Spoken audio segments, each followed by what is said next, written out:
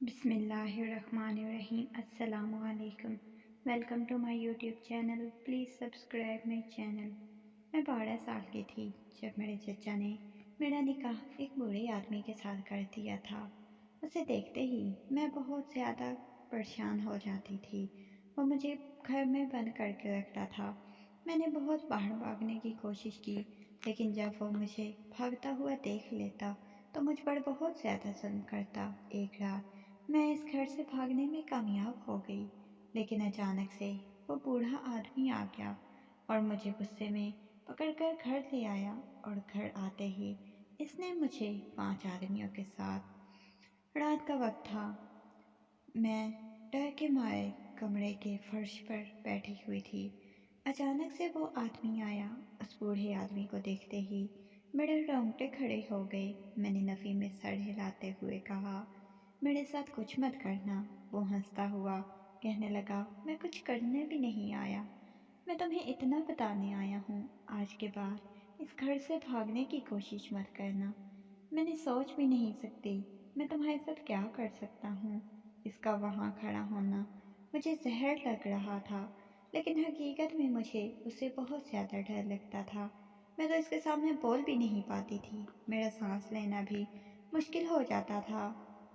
وہ وہاں پر کھڑا مجھے گھور رہا تھا۔ میں نے نگاہیں اٹھا کر دیکھا، وہ میرے جسم کو یوں دیکھ رہا تھا جیسے کوئی بھوکا کتا گوشت کو دیکھتا ہے۔ میں خود کو چھپانے کی کوشش کر رہی تھی۔ وہ ہنستا ہوا کہنے لگا، شوہر ہوں تمہارا، کب تک مجھ سے خود کو چھپاؤ گی؟ میں خاموش ہو گئی۔ اس کی باتیں مجھے زہر لگ رہی تھی۔ مجھے اس وقت اپنے چچا پر بہت زیادہ غصہ آ رہا تھا، جس نے مجھ پر اتنا ظلم کیا تھا۔ میں ماں باپ کے انتقال کے بعد اپنے چچا کے پاس رہتی تھی، لیکن چچا نے مجھے اس بوڑھے آدمی کے ہاتھ بیچ دیا تھا۔ میں نے کبھی سوچا بھی نہیں تھا میرا چچا میرے ساتھ ایسا کرے گا، لیکن شاید اسے پیسوں کی ضرورت تھی، جس کی وجہ سے اس نے میرے ساتھ یہ سب کیا۔ اسے کیا کہہ سکتی تھی، اتنا بڑا ظلم تو وہ میرے ساتھ کر ہی چکا تھا۔ کافی رات کے بعد میں نے دیکھا تو وہ بوڑھا آدمی کمرے سے باہر چلا گیا۔ میں دھیرے سے کمرے سے باہر آئی۔ اس گھر میں ہر جگہ میں جا سکتی تھی، لیکن اس گھر سے باہر جانے کی اجازت مجھے بالکل نہیں تھی۔ میں یوں ہی ٹہل رہی تھی، اچانک سے میری نظر ایک کمرے کے دروازے کی طرف گئی۔ اس کمرے کی طرف دیکھ کر جیسے میں نے کمرے کا دروازہ کھولا تو اندر ایک لڑکی سو رہی تھی۔ میں حیرت سے اس لڑکی کو دیکھنے لگ گئی۔ مجھے نہیں معلوم تھا یہ لڑکی کون ہے، مجھے بس یہی لگتا تھا اس گھر میں میرے اور اس بوڑھے آدمی کے علاوہ کوئی نہیں رہتا۔ لیکن یہ لڑکی کون تھی؟ اس کے پاس جا کر بیٹھی۔ مجھے دیکھ کر وہ ایک دم سے ڈر کر کہنے لگی، تم کون ہو اور یہاں کیا کر رہی ہو؟ کہاں سے آئی ہو؟ میں بس اس لڑکی کو دیکھ رہی تھی۔ آج سے پہلے میں نے کبھی اسے اس گھر میں نہیں دیکھا تھا۔ میں نے اسے اپنے شوہر کا نام لے کر پوچھا، تم اس کی کیا لگتی ہو؟ میں تو اس کی بیوی ہوں۔ وہ آنکھیں پھاڑے مجھے دیکھ کر نفی میں سر ہلاتی ہوئی کہنے لگی، تم جھوٹ بول رہی ہو، میرے پاپا ایسے نہیں ہیں، وہ کسی سے شادی نہیں کر سکتے، وہ تو میری مما سے بہت زیادہ محبت کرتے تھے، انہوں نے کسی سے شادی نہیں کی۔ میں حیران تھی، وہ اس آدمی کی بیٹی تھی اور وہ بھی مجھ سے بڑی تھی۔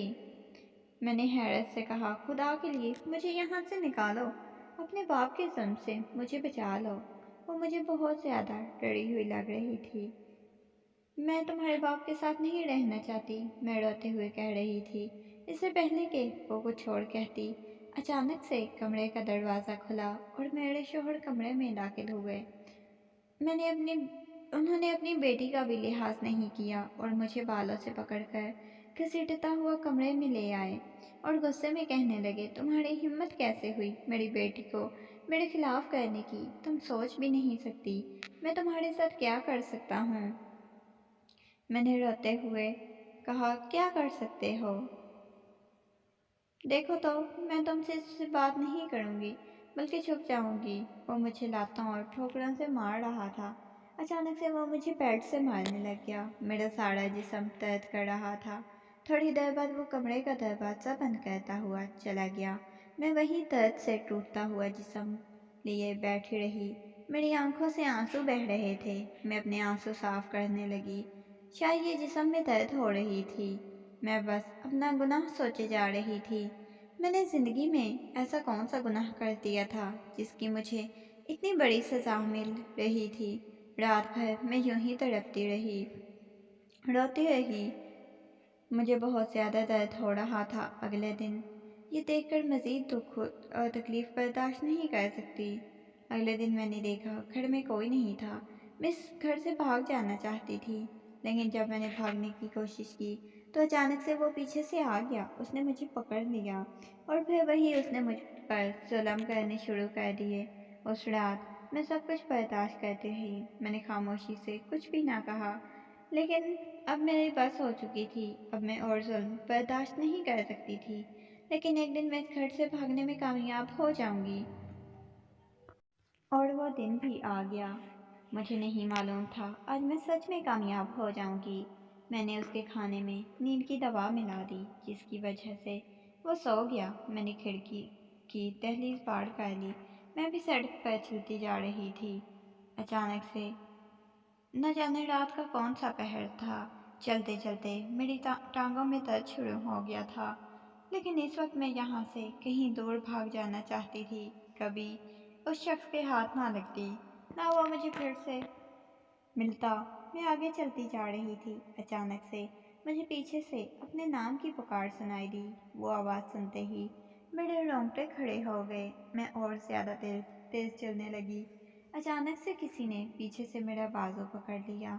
मैंने मुड़कर देखा तो वही शख्स खड़ा हुआ था।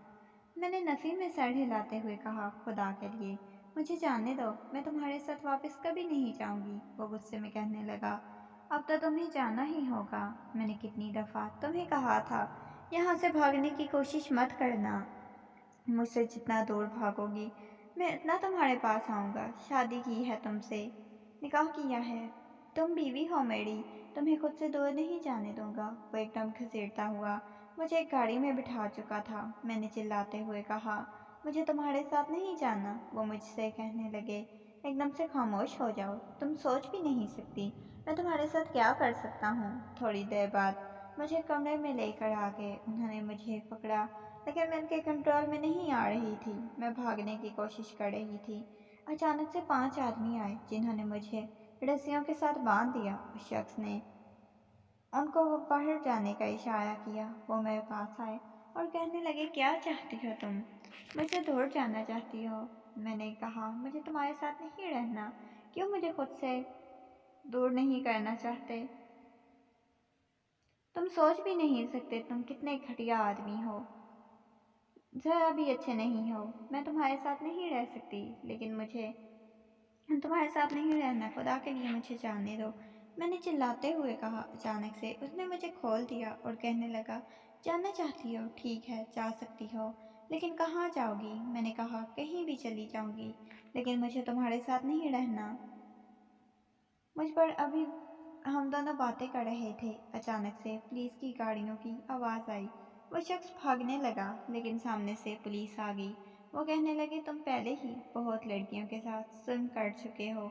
हम जानते हैं तुम लड़कियों के साथ शादी करते हो, उसके बाद उन्हें तलाक देकर स्मगल कर देते हो, लेकिन तुम्हारे सारे करतूत सामने आ चुके हैं। पुलिस वाले ने उसे अरेस्ट कर दिया। मुझे समझ नहीं आ रही थी पुलिस वालों को इस बारे में किसने बता दिया था। मैं बैठी रो रही थी। वही लड़की मेरे पास आकर बैठ गई जो किसकी बेटी थी। मेरी आंखों से आंसू साफ करती हुई कहने लगी, मैं कभी अपने बाप के खिलाफ आवाज़ नहीं उठा सकती, लेकिन जब मैं तुम्हें अजियत में देखती हूँ इस वक्त मुझे एहसास होता था तुम्हारी जगह मैं भी तो हो सकती थी।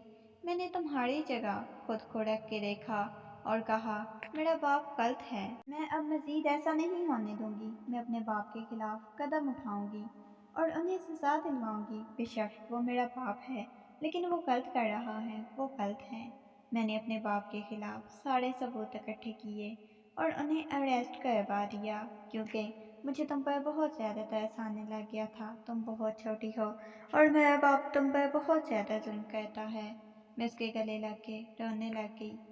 वो मुझे खामोश करवाती हुई कहने लगी, अब रोना बंद करो, तुम बिल्कुल आज़ाद हो।